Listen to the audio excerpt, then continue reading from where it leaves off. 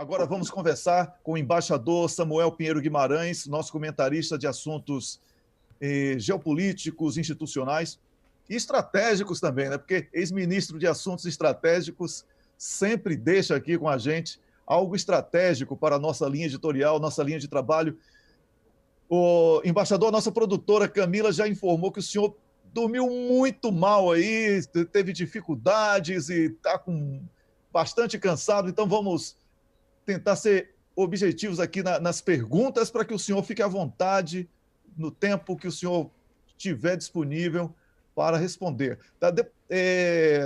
Embaixador Samuel Pinheiro, conversávamos há pouco com o deputado federal do PT do Rio de Janeiro, Celso Pancera, que foi ministro também, assim como o senhor, e ele nos falava sobre a importância do povo, né, entrar, porque ainda o povo não entrou nessa luta nas ruas em defesa de Lula.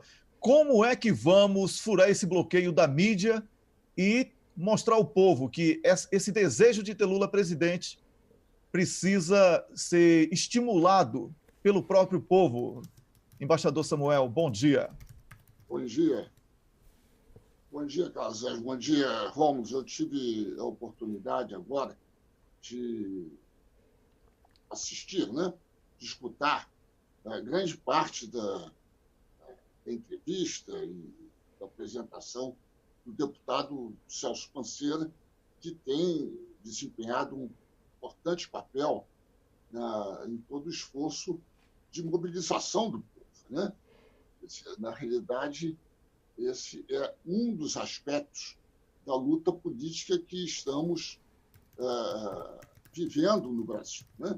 Ele mesmo mencionou que amanhã irá a vários atos de mobilização da população, né? Então, nós estamos, na realidade, participando de, nós que eu digo, as forças de esquerda a favor da liberdade do presidente Lula, do seu direito de participar da campanha política, do seu direito de ser candidato e do seu direito de ser eleito. E eu acho que nós presenciamos, de um lado, as forças conservadoras tentando desmobilizar, através dos instrumentos que têm, essa campanha. O fato é o seguinte, é que quanto mais agridem o presidente Lula, mais ele cresce nas pesquisas de opinião. Então é algo espantoso. Espantoso não, é algo até interessante, porque vai se criando na população, naquilo que estamos chamando aí de povo, né, uma consciência de que os seus direitos estão sendo violados na pessoa do presidente Lula. Então, isso é um aspecto muito importante desse processo. Assim como nós vemos os resultados das pesquisas, o outro lado, nosso adversário, né, vê também os resultados. Né, e vê que há uma crescente sucesso no esforço de mostrar à população, como foi o caso do triplex mencionado, e como será eventualmente o caso lá do sítio. E as outras ações, eles vão multiplicando. Então, eles têm, na área jurídica, uma multiplicação de ações para manter o presidente Lula fora do processo político-eleitoral, né? Mas, por outro lado, nós observamos que essa luta política, pelo apoio da população, ela vem tendo êxito. Tanto é que, nas pesquisas de intenção de voto, o presidente Lula, mesmo naquele onde tem resultados piores, está muito à frente de qualquer outro candidato. Né? Muito bem. Por outro lado, nós temos uma batalha ao nível do judiciário. Então, nós temos essa entrada de ações, né, para manter a imobilidade do presidente Lula, mas nós temos também alguns fatos muito, que eu acho importantes, que foram, em primeiro lugar, não, foram alguns fatos importantes, que não têm sido talvez bem avaliados. É que nós estamos ainda não foi julgada no judiciário a ação sobre constitucionalidade da prisão da segunda instância, mas que, aparentemente, um dos ministros, o ministro Marco Aurélio, que é o relator, está disposto a colocá-la em julgamento. E nós temos algo que é muito importante, eu acho que é importante, que é o fato da ministra Rosa Weber ter declarado de público, né, que ela era a favor da tese da presunção de inocência até o último recurso. Isso não foi dito, ela disse claramente, nós temos que confiar, porque tudo que procuram fazer é nos desestimular. Então, as notícias, por exemplo, que a ministra Rosa Weber vai votar de uma forma diferente, isso nos desanima. Essa é uma estratégia começada há muitos anos atrás, lá no passado, 1933, né? Que é de divulgar mentiras para desanimar o adversário. Né? Muito bem. Ainda vamos ter que viver, porque não sabemos exatamente quando, e é preciso, digamos, e eu acho que é preciso continuar o processo de mobilização, da tentativa de mobilização, porque uma coisa é tentar mobilizar, outra coisa é conseguir mobilizar. Você vai, convoca um comício, convoca uma reunião, irão mais ou menos pessoas. No campo político da unidade das esquerdas, ontem houve o lançamento, o lançamento do Manifesto pela Democracia, Soberania Nacional e Direitos do Povo Brasileiro, em que estavam presentes os presidentes de 7 partidos e onde o tom era todo Lula livre.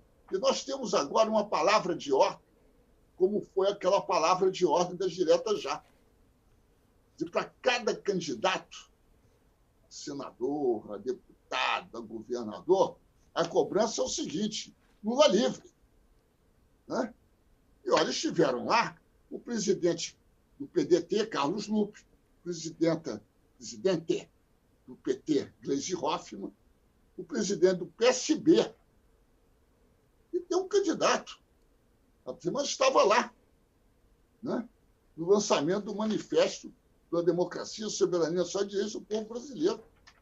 Mais o presidente do PCdoB, Luciana Santos, presidente do PSOL, presidente do PCB e o presidente do PCO. E todos discursaram. E a tônica do discurso, apesar de vários deles terem candidatos a presidente, como é o caso do PDT, como é o caso do PSB, como é o caso do PSOL e assim por diante, mas toda a tônica era Lula livre, para que nas eleições o povo pudesse participar.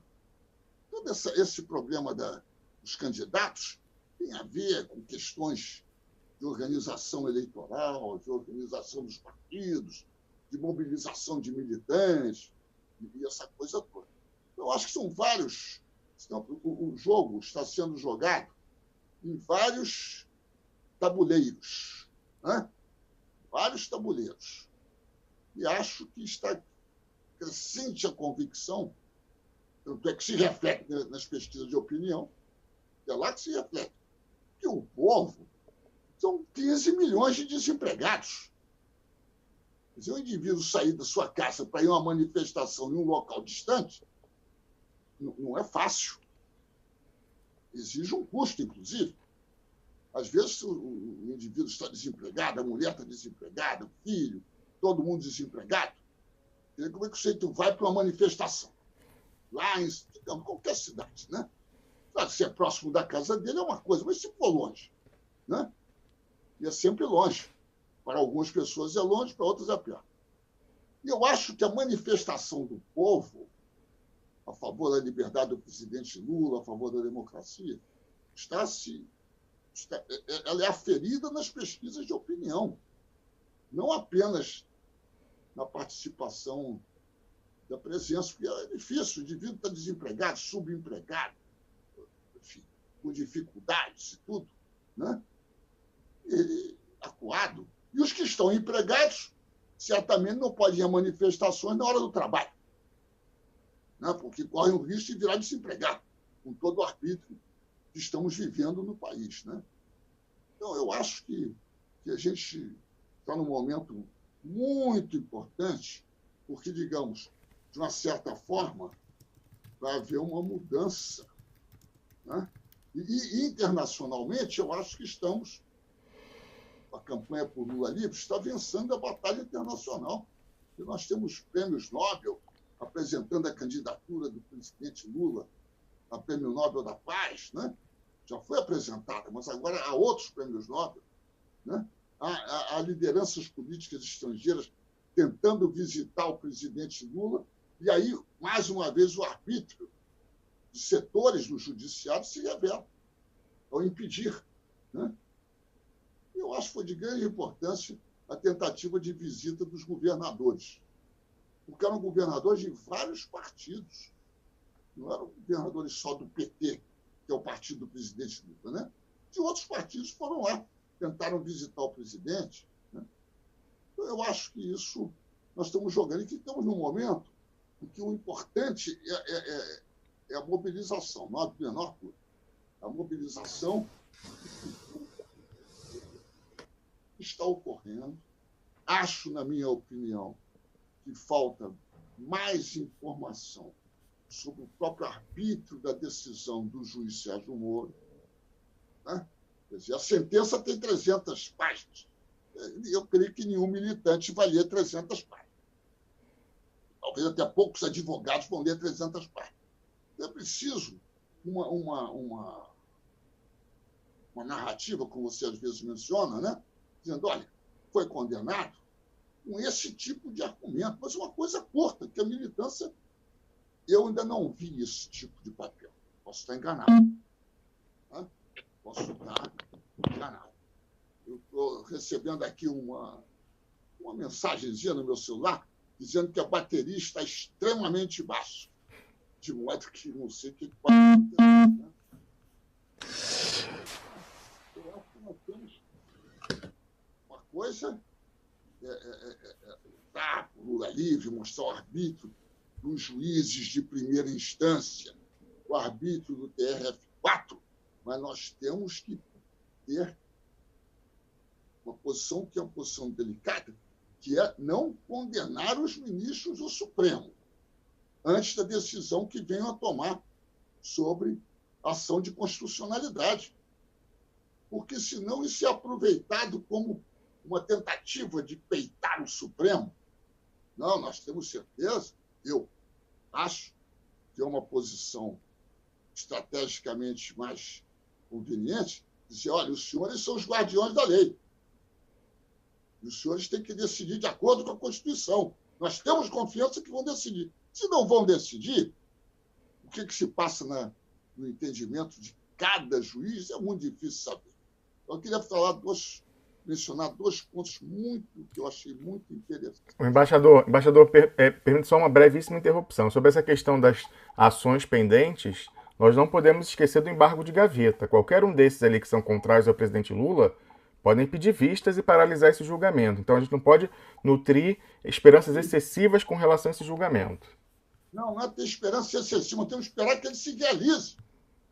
Porque você não pode, você tem uma passagem, é como dizer, não, a luta continuará depois de passar aquela ponte. Está bem, mas vamos também estar preparados para isso. E a preparação para isso é a mobilização permanente numa campanha que já tem um moto importantíssimo, uma palavra de ordem importantíssima, que é Lula livre, como foram direta já. Que são duas palavras, direta já, Lula livre. Todas duas sobre o direito do povo brasileiro escolher o seu presidente, todas duas. Eram diretas já. Embaixador, o senhor ia citar. Tem uma força enorme essa bandeira de luta. Tem uma força enorme pela sua síntese. Mas gostaria só de mencionar duas coisas que eu acho que serão muito importantes, né? Rapidamente. Primeiro, a questão da negativa de habeas corpus ao ministro Palocci, ao ex-ministro Palocci. Por quê? Ele está preso há 2 anos. Isso ficou patente para qualquer pessoa, mesmo aqueles mais vinculados ao sistema financeiro, mesmo aqueles mais favoráveis aos nossos adversários, que podem sofrer esse tipo de situação a qualquer momento. Então, isso gera, do outro lado, uma enorme preocupação com a radicalidade de certos setores do judiciário, certos juízes, certos de primeira instância e mesmo de última instância. Então, isso acendeu um sinal de alerta, porque era uma pessoa do nosso lado, ou será que era uma pessoa do outro lado? 2. A Polícia Federal foi à casa do ministro Delfim Neto, com um mandato de busca e apreensão às 6 horas da manhã, ou coisa que o vale. Isso é uma coisa que deve ter causado grande preocupação em muitas pessoas. O ministro Delfim Neto não é propriamente uma pessoa desconhecida das classes populares. Ele é importante articulador político e econômico das classes hegemônicas. Então, de repente, um juiz de primeira instância determina, expede um mandato de busca e apreensão na casa dele. Isso deve ter causado muitos arrepios. E isso explica a posição de certos ministros do Supremo de preocupação com a constitucionalidade e do ataque que estão fazendo esses ministros à própria Procuradoria e aos próprios juízes, o que revela para a população em geral que só tem alguma coisa errada aí. Embaixador, lembrando que Antônio Delfim Neto foi deputado constituinte. Ainda tem essa questão. Mesmo sendo, o fato é que ele é um homem importantíssimo, digamos, no conjunto daqueles que integram as classes hegemônicas. Ele não é um funcionário. Está apagando aqui o meu... Acredito que tenhamos perdido o sinal do embaixador pela queda da bateria. Pois é. Olha, acabei de informar isso aqui a você no chat, não sei se você chegou a ver. Então você vai ter. Ele está sem celular, então tem que tirar a imagem dele, né? Até porque houve. Então tá. E programa movimentado esse hoje, hein? Olha, você está assistindo ao programa Duplo Expresso. Normalmente tem sido assim nos últimos programas. Muito debate, muita informação, com atores da nossa política, atores da nossa história que está sendo escrita nesse momento e que no futuro, né, filhos e netos poderão ler. E são esses debates que trazem você, que acompanha o Duplo Expresso, para a construção dessa história. Olha, Wellington, deixa eu só registrar, como fim da intervenção aí do embaixador, esses pontos que ele anotou são extremamente relevantes no final, né? Essa questão de terem, da juristocracia mostrar que ela provou sangue e não vai cansar de ir atrás de carne, é importantíssimo para aquele pessoal. A gente sempre chama atenção aqui. Qual foi o segredo do sucesso do senador Renan Calheiros, grande articulador político que é, goste ou não dele, isso é inegável, para derrotar aquela ponta de lança lá, aquele projeto piloto que foi a retirada dele da presidência do Poder Legislativo por uma liminar monocrática de um ministreco. Tá parecendo que vai se redimir o Marco Aurélio Mello, mas então se comportou como um ministreco afastando Renan Calheiros. Foi reunir a classe política, falar, esse ataque não é a mim, esse ataque é a política, em geral. Então, ele mencionar esse caso aí do Antônio Palocci, que é uma pessoa que tem conexões com o outro lado, e o ex-ministro e ex-deputado constituinte Delfim Neto, É importante para a pessoa reunir e entender a extensão da agressão. Eu não canso de dizer aqui. Primeiro, eles vão atrás dos nacionalistas e dos de esquerda. Na sequência, quando não houver mais essa ameaça do perigo vermelho, o perigo verde-amarelo, eles vão para cima das velhas oligarquias, para não pagar mais pedágio. Eles não precisam mais das oligarquias como freio conservador, porque eles já têm o judiciário, que é pago pelo Estado. Então, isso é importante para despertar esse conhecimento. E eu quero lembrar, o Wellington, num importante julgamento do ano passado, salvo engano, foi o do Aécio Neves, com aquela questão de afastá-lo ou não do Senado, que no final prevaleceu a política ali. O ministro Marco Aurélio Mello, que está tendo como se diz, essa redenção nesse momento, ele citou textualmente um artigo do Antônio Delfim Neto, como eu falei, ex-ministro e ex-deputado constituinte, que escreveu, por isso que eu fiz questão de ressaltar isso para o embaixador, ele escreveu aquele artigo na qualidade de ex-deputado constituinte, que sabe o que foi negociado, o que foi escrito ali, dizendo da importância que aquele momento ali em 87, 88, o poder que eles resolveram delegar àquele STF, o poder de errar por último, e que que o STF não estava à altura. E na própria sessão, Marco Aurélio falou que todos ali deveriam ler.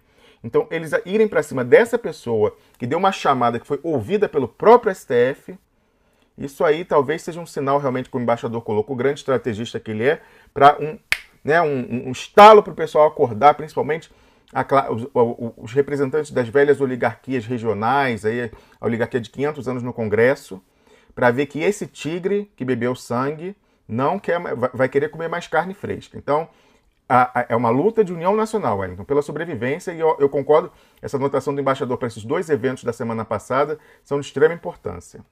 Olha, dois aspectos muito importantes foram observados por mim aí na fala do embaixador Samuel Pinheiro. Primeiro, a cordialidade. Ele chama ainda o pessoal de adversário. Eu já considero que são inimigos. O embaixador voltou. E exatamente por considerá-los inimigos, eu não espero nada de bom deles. O embaixador voltou. Embaixador Samuel, a bateria acabou aí, mas nada como um bom carregador para resolver o problema, né? Estávamos falando aqui, na ausência do senhor, que uma coisa me chamou a atenção, que foi a cordialidade, como o senhor tratou o outro lado. O senhor ainda está chamando de adversário. Eu e Rômulo aqui já consideramos inimigos há muito tempo, por isso que eu não espero muito deles.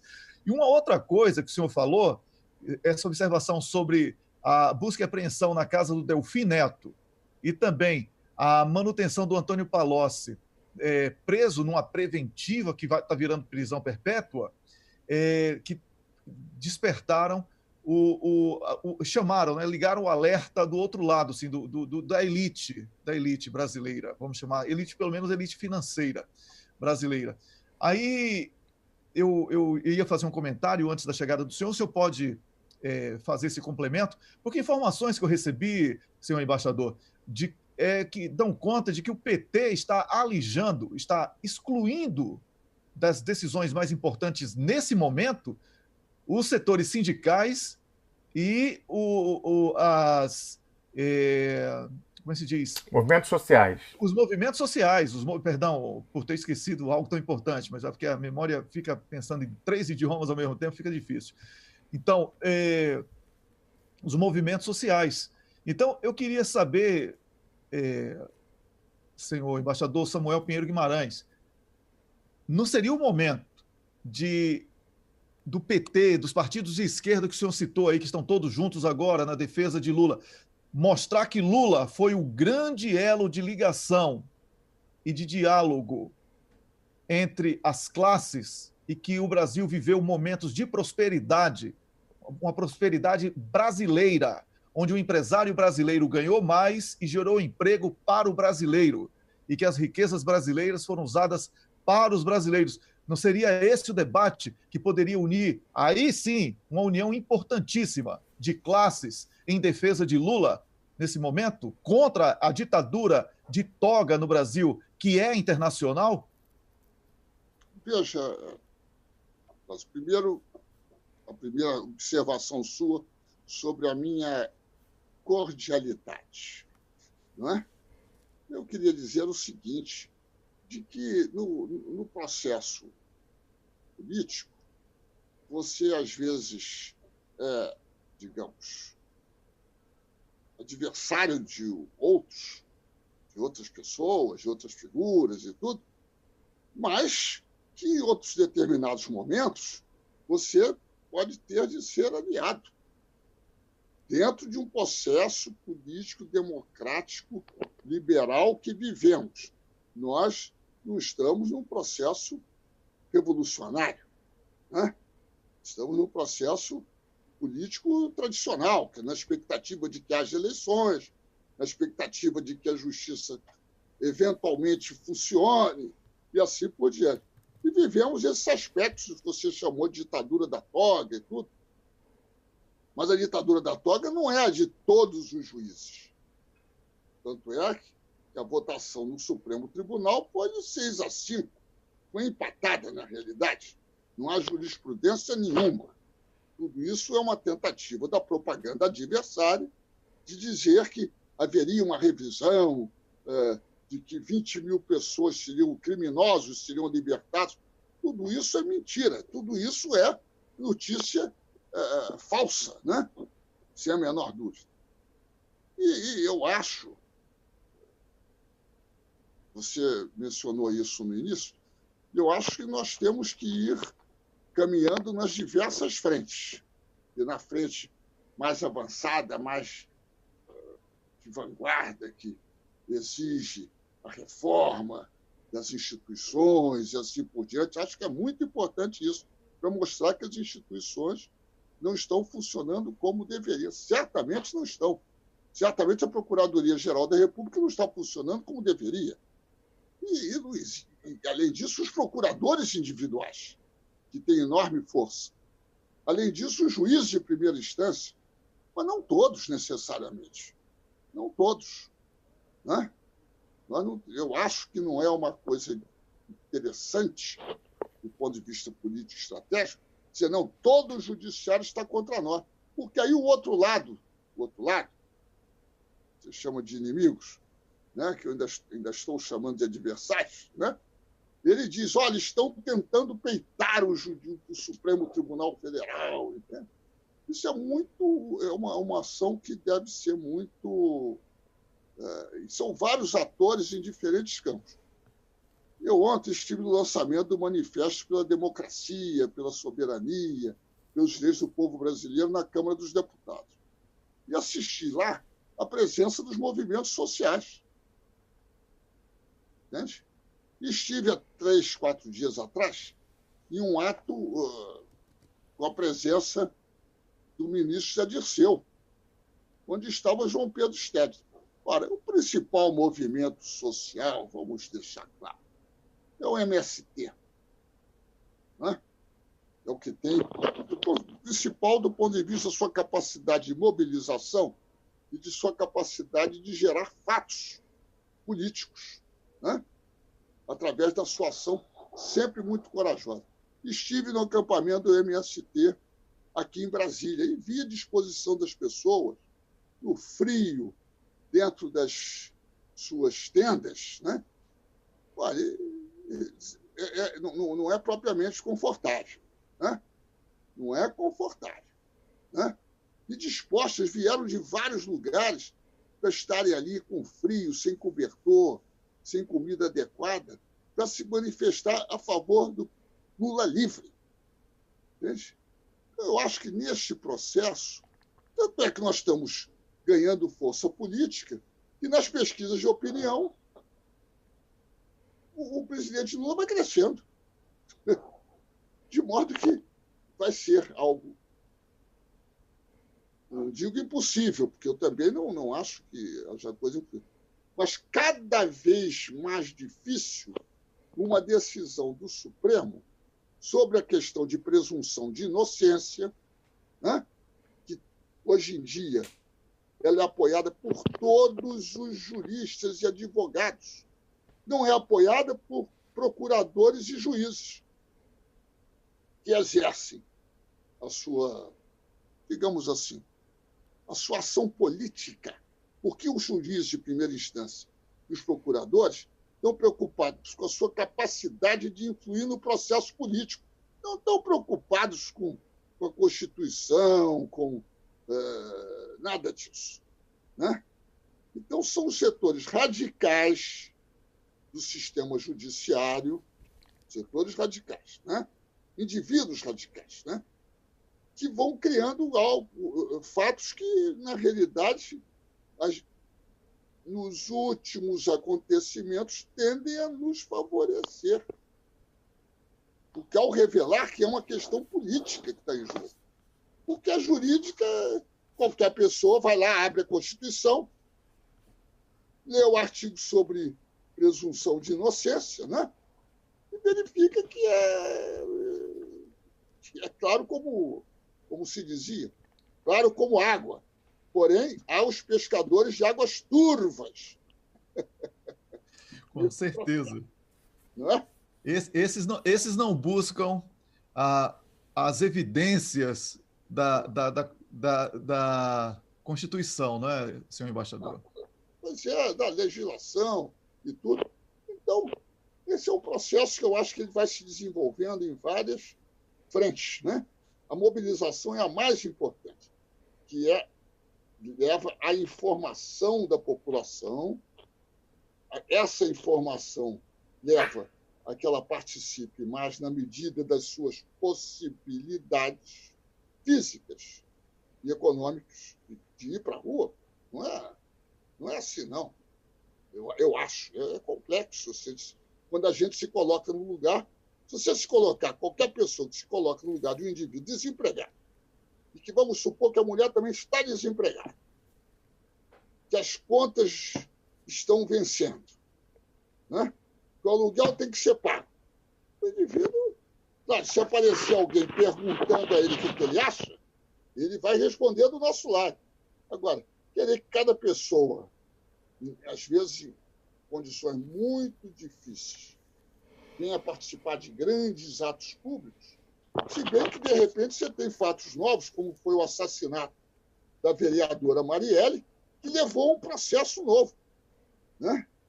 Que foi mostrar para a população que uma mulher, isso afeta o movimento das mulheres, negra, né? De um partido de esquerda, né? Não é verdade? Foi assassinado. Isso levou a uma mobilização grande no Rio de Janeiro, porque teve um estopim, né? Um estopim muito grave, né? Gravíssimo, né? Então, eu acho que não estou querendo ser otimista, não, mas acho que nós estamos num processo complexo de muitas frentes de luta. Então, a frente de luta dos parlamentares, né? A frente de luta de evitar que esse governo aprofunde, né? E há fatos interessantes. Por exemplo, um emissário do governo brasileiro foi ao governo americano pedir o apoio para o Brasil ingressar na OCDE, cujo objetivo é consolidar a atual política econômica, criar mais um ferrolho, como eles dizem. Vocês que estão aí, usam a expressão lock-in, para ferrolhar. O altíssimo funcionário americano disse não, nós apoiamos a entrada da Argentina, porque lá houve eleição. Então, é uma coisa realmente extraordinária, de desprestígio absoluto. Né? Claro que não sai na grande imprensa, né? Esse tipo de coisa. Mas isso é um fato. E aí não estou dizendo que me disseram, não. Eu vi a comunicação. Né? Então, você tem isso. Depois você tem a recusa do presidente Trump de receber o presidente Temer em Lima. Então, você tem internacionalmente uma convicção de que o povo brasileiro não apoia esse programa. Claro que nós sabemos que não apoia, né? Mas até isso a gente saber e os outros saberem lá fora, há uma distância, né? Há uma distância. Eu acho que isso é cada vez mais patente, né? Agora o Noam Chomsky também apoiando a liberdade do Lula. Então você vai tendo figuras que têm grande, como é que eu diria? visibilidade. Né? Então, você tem um processo de formação de uma opinião pública de alto nível internacional. Né? Você tem manifestações populares em outros países. Como creio, houve uma agora no Uruguai. Não sei se vocês chegaram a ver.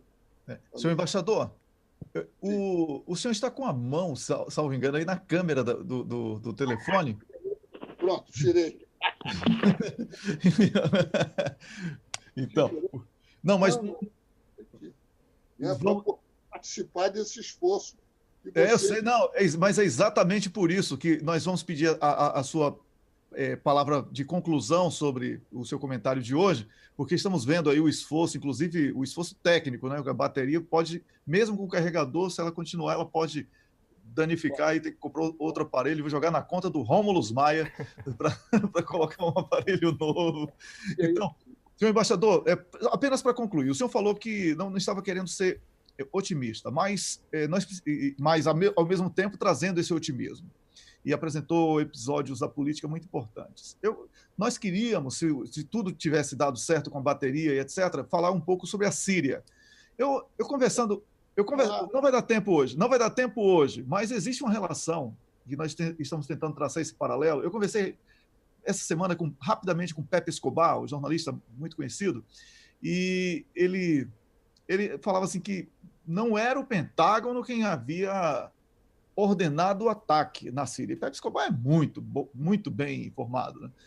E que foi o Deep State, e que isso gerou uma certa confusão interna nos Estados Unidos, porque desgastou a imagem de Trump, que também é vítima de uma perseguição interna no país, né? O senhor sabe que ele sofre a todo instante ameaças de impeachment e chantagens com supostos dossiês privados e etc. E o Trump ele fica sempre nessa dúvida de se segue este ou aquele. Aí o senhor fala sobre a negação do Brasil e a presença da Argentina, certo?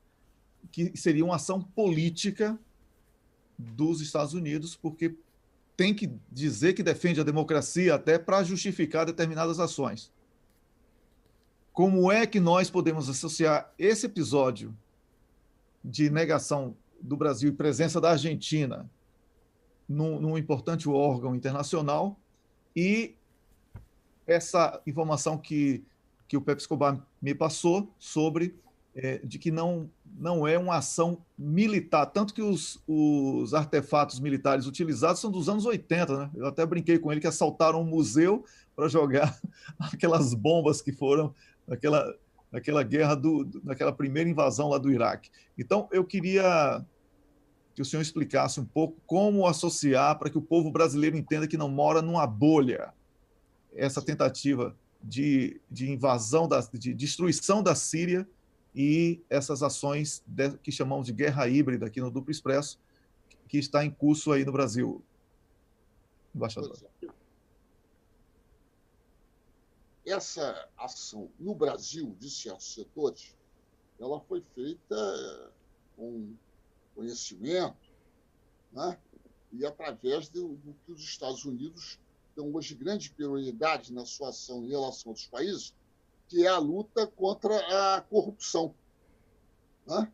Através do Departamento de Justiça americano e dos acordos de cooperação que envolvem vários organismos do Estado americano, desde as agências de informação, como a NSA, CIA, FBI e outras agências, né? Eu não sei se você está me escutando, Calazans. Está me escutando? Sim. Perfeitamente, embaixador. Perfeitamente. Estamos ouvindo perfeitamente. A imagem havia congelado e agora aconteceu uma coisa estranha, que eu estou me vendo. Não sei o que eu faço aqui. Eu estou me vendo. Vou apertar de novo. Continue.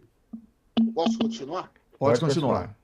Tá bom, tá ótimo. Eu agora não estou vendo nada. Né? Muito bem, deixa eu para lá. Então, eu vou falando, se por acaso interromper, vocês por aqui, se você retomar a imagem, me diga, eu vou aparecer naturalmente. Né? Bem, então, rapidamente, né? Então, isso é uma operação que permitiu aos Estados Unidos, em benefício também de outros países altamente desenvolvidos, né? Permitiu a outros países altamente desenvolvidos também. Agora eu estou me vendo. Estou vendo você. Perfeitamente. Estava tudo bem, é porque o senhor certamente ampliou a tela, apenas isso, mas estava tudo bem. Está bem. Então, digamos assim. Pronto. Então, eu vou continuar aqui sem me preocupar mais com a imagem. Então, essa operação na Síria, ela tem a ver, na minha opinião, uma tentativa do presidente Bush, primeiro, de justificar os elevadíssimos gastos militares, que, na realidade, são gastos de apoio à indústria americana. Né? Quer dizer, a indústria militar, por exemplo, a indústria que faz tanques, é uma indústria de veículos, não é uma indústria, por exemplo, afeta a siderurgia. Então, quando ele dá uma demonstração de força, que é trombeteada, ele atende a certos segmentos do seu eleitorado e atende também aos interesses do complexo industrial militar, que é comprovar a permanente necessidade de ações militares e assim por diante. A mobilização de aviões, navios, etc., não se faz sem um comando militar. Né? Que eu saiba, não existe outro mecanismo de comando dentro do Estado americano que seja capaz de acionar navios, aviões, submarinos, numa escala grande, numa operação militar. Que eu saiba, seriam 2 comandos militares. Então, isso tudo é preciso ver que não desagradou ao alto comando militar, que deu várias declarações a favor, etc. Né? E ajudou também aos Estados Unidos a alinhar a França e a Inglaterra do seu lado, nessa operação midiática, né? Contra a Rússia, e menos contra a China, é uma operação contra a Rússia, né? Que envolve o ex-espião russo na Inglaterra, que teria sido vítima de um atentado, mas que ninguém sabe ainda direito como é que foi. Né? Enfim. Olha, embaixador, muito obrigado pela participação aqui no Duplo Expresso de hoje. E reconhecemos aí reconhecemos o seu esforço técnico, inclusive, para poder dar aqui a sua palavra e espero que possamos tê-lo aqui na próxima semana ou a qualquer momento, porque a política está dinâmica, os acontecimentos são intensos no Brasil, certamente poderemos tentar o contato com o senhor fora um pouco desse prazo. Né? E dizer isso, que nós temos que... todo o objetivo do outro lado, dos nossos adversários, é nos desanimar, é nos convencer que nós já perdemos. Nós não perdemos, nós vamos ganhar, através da mobilização do povo e das suas organizações, né? E dos seus partidos. Muito obrigado, embaixador Samuel Pinheiro Guimarães, por participar mais uma vez aqui do programa Duplo Expresso, e tenha um excelente dia e estamos juntos aqui nessa luta. Um grande abraço.